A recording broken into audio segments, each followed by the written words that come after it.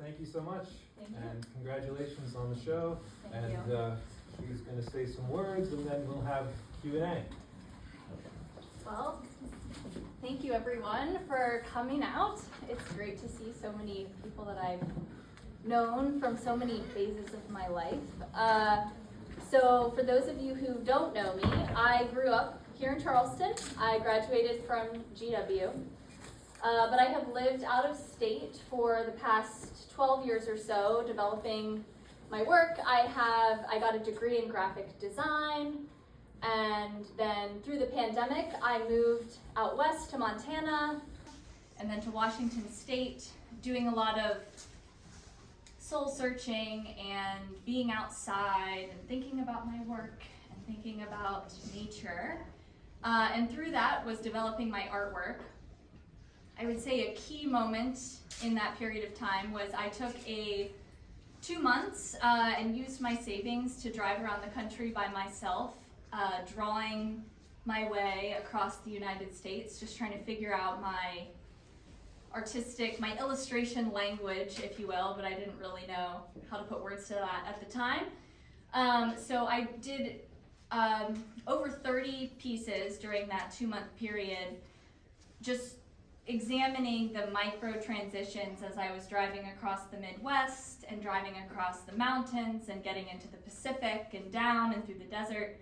And it just expanded my mind with how diverse even just the United States was in terms of landscape and nature, and how some species would be consistent, all the way across through the Midwest, all the way to the Pacific Northwest. But because of the change in the geology or the change in the weather and the lighting, it changed the vibe of the landscape so much.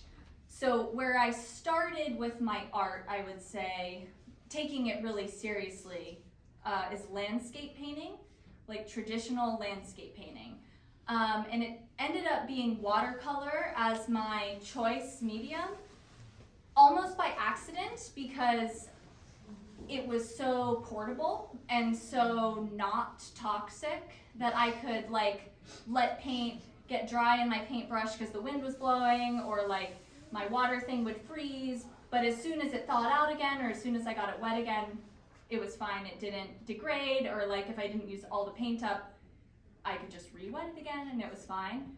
So it started with a medium of convenience, but as that was the main one that I was using, I started to appreciate it a lot more because of its specific properties and how simple of a medium it is. So if you don't know what watercolor is, it really just is pigment, just color granules and water and some sort of binder, so gum arabic or honey or something like that, and that's it. And so it makes a really transparent medium where it allows for layering of color to make something really dynamic, which reminds me a lot of nature because it's just layering really simple things over top of each other to make an incredibly dynamic scene, just depending on where you are and what those layers are. So this work in this alcove here is the work I did for my master's thesis. So I got my master's in fine art from Emily Carr University, which is in Vancouver, British Columbia, Canada. I just finished that over the summer. And so that work there is my presentation work for that period of time. And my focus during that period of study, so the MFA at Emily Carr also had a large research component, so I had to get very academic about what I was thinking about and why I was painting things and what I was painting and why I was choosing watercolor and all of that stuff. So what I ended up doing for this body of work is taking 3 very specific species. So in this case I did the American white pelican, the European starling, and the turkey vulture, which are 3 specific species of birds that kind of speak to me through different phases of my life. And I tried to visually articulate those species from the most micro of their little feathers biology all the way to the macro scale of their entire ecosystem. So for the pelicans, they are the largest migratory bird in North America, so they have a huge range. So, and they're a huge bird. So all of these birds here are life-size to the actual species of bird. So this pelican and its partner piece there, Prairie Shore, is just trying to explode these similar patterns, like biological patterns or chemical patterns that show up in a microscope or show up in movement or show up in pictures that repeat over and over, from the tiniest little scale of little stripes in the feathers to the hugest, biggest scale of the vague stripes that you might see of like hills receding into the background. And so there's kind of a limited number of these patterns that show up because that's just how the earth works. If you think about, fractals or branching trees and river branches and the branches in a human lung, or all of these patterns, just there's not that many of them. There's like less than 20 total patterns at all. They just are different scale, different colors, different amounts of layering. So that's the academic part of what I was thinking about with this body of work. But through that, it allowed me, and because I picked like really specific species, gave me some boundaries to think about some other things. So with the pelican, I thought a lot about the migration aspect of it and the diversity, like what is their ecosystem. It is prairie, but it is also ocean, because they go from the central part wetlands of North America to the salty ocean along the California coast and the Gulf Coast. And then with the European starlings, they're an invasive species in North America technically, but they've been in North America for over 150 years. So actually, what is an invasive species? Because they're not actually competing in any kind of calculable way with like other cavity nesting species like they are. So it was interesting to dive in, and they make these epic murmurations, which you may have seen in the sky before, where it just looks like a ball of liquid. So this one was about chaos and energy and just constant motion and adaptability. And then the turkey vulture back there, it's kind of the opposite. I was thinking about stillness and death and the transition between death and life, which is what some of these birds, like vultures and many other species, navigate that transition as well. So this one was thinking about natural disasters and the stillness after flooding and the stillness of the birds in the air, but it's still so energetic because it's a transition moment.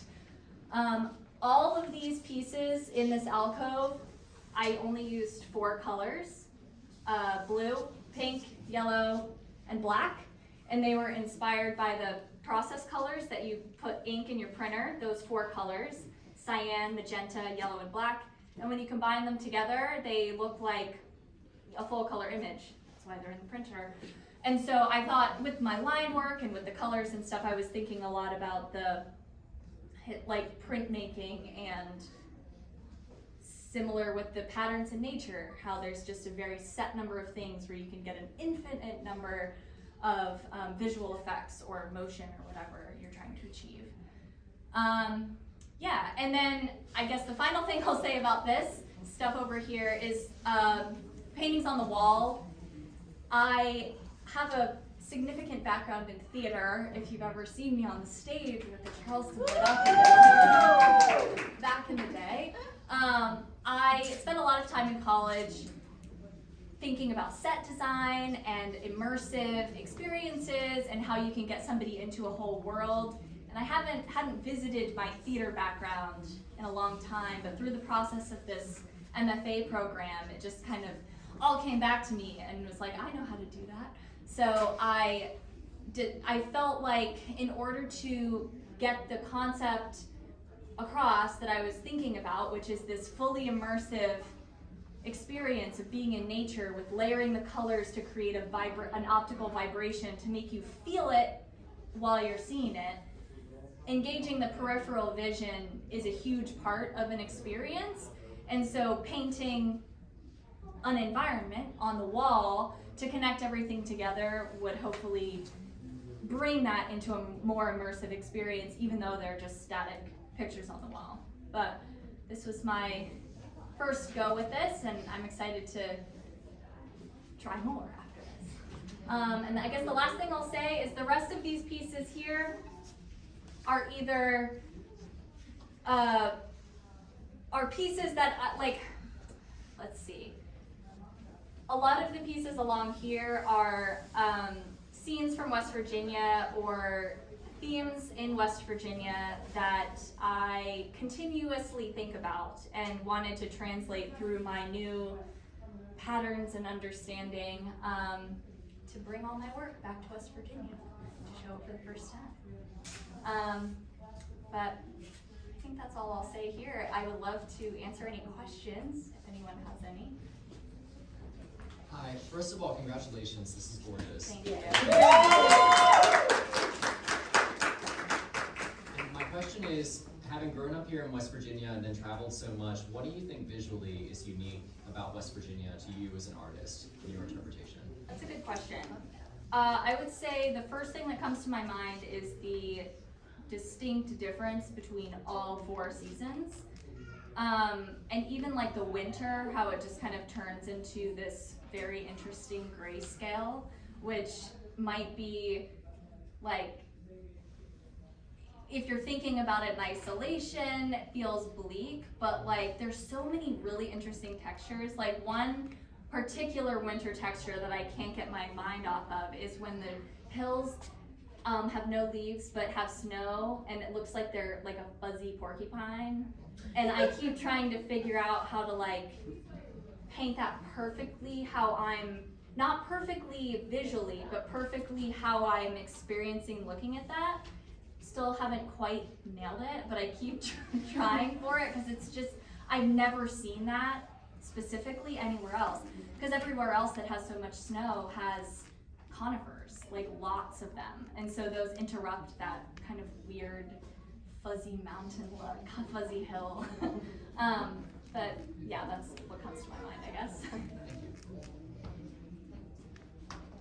Could you say a little bit about the ink that you've developed with watercolor and ink? Sure.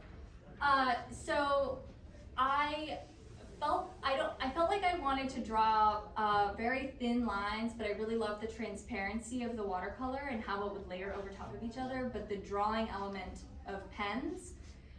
But drawing with pens was like only one color, or like the colors were way too saturated coming out of the pen. So, excuse me, I took watercolor out of the tube and mixed it with regular water until it was a good consistency, in my opinion, based on dipping my quill pen into it and like drawing to see if it would come out, and adjusting it with gum Arabic powder, which is the same binder that's inside of the watercolor tube, to if it needed to be more viscous. And I'm interested in continuing to develop that, because there's definitely things I would change, because some of the, like in particular, the magenta color that I used settled like a lot, and so I would have to shake it up mid-drawing, and then it would get bubbled. Like, so I think choosing the pigments is definitely key to this, but I wanted to be as close to like process magenta as I could for this specific project. But I think I'm interested in making my own inks from foraged materials or other things like that. So I think that's kind of the avenue that I'm heading in next, to see the color mixing I can get from that. Yeah. Okay, so I'm sorry, so are you saying that you used watercolor to create the ink essentially that you put into a quill pen to make all these lines? Yes. Yes.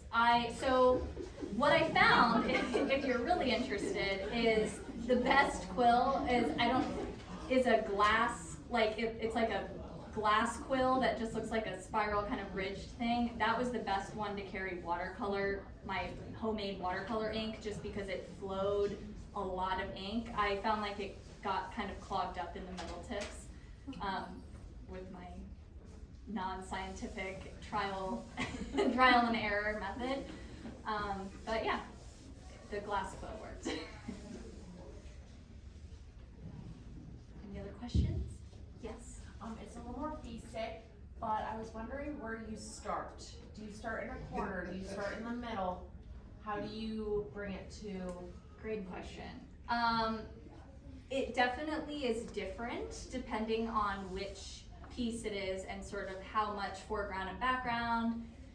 But generally speaking, I will block out shapes, like the major shapes, with whatever the lightest color is that shape would be. So for example, if it was with this piece, with like a hillside and a sky with trees in it that are all different colors, I would paint all the trees like a really light gray, paint the background hillside a really light pinkish orange, and paint the sky a really light blue so that I can see it in shapes rather than outlines, and then fill those in and build the details from there. But like starting with the shapes first is gets the tones set right. Will you talk a little bit about translating drawing to sculpture? Sure. Yeah, this was my first try with that, and it was very fun, and I'm excited to try again.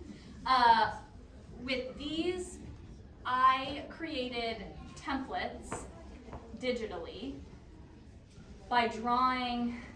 For like the pelican, for example, I just drew the pelican like you would align ink drawings.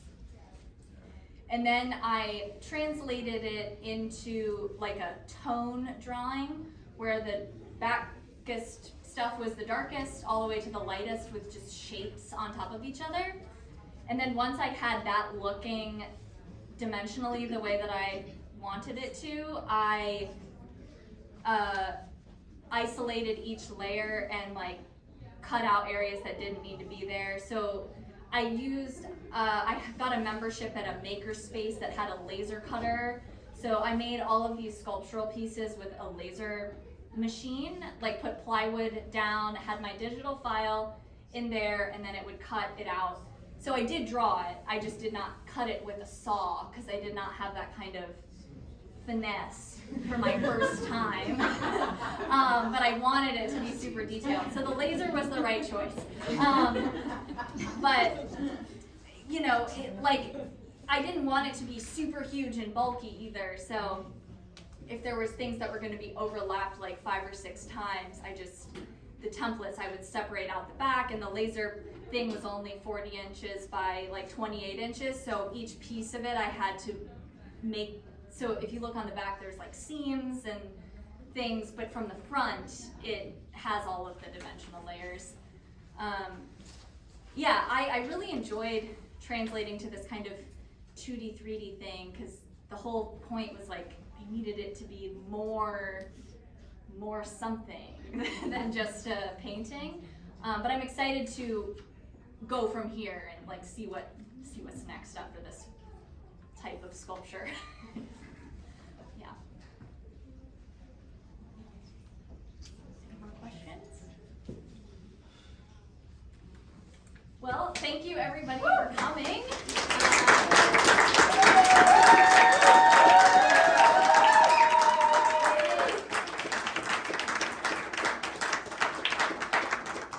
Yeah, please enjoy the refreshments, the beautiful buffet of refreshments that Dan has provided, and I'm here to chat.